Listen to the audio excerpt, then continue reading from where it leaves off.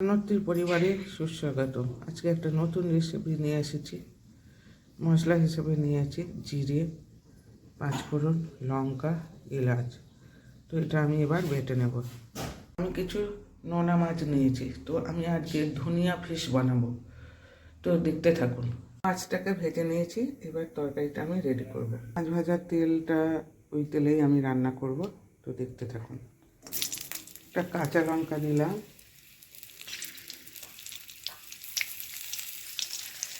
আদা রসুন পেস্ট, রসুন পেস্ট, আদা পেস্ট,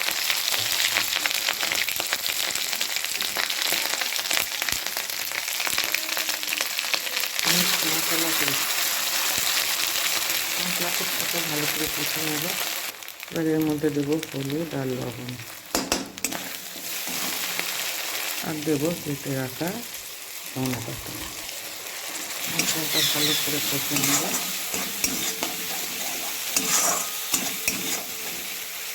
এর মধ্যে দিয়ে দেবো জল। এবার এর মধ্যে মাছগুলোকে আমি ছেড়ে দেব।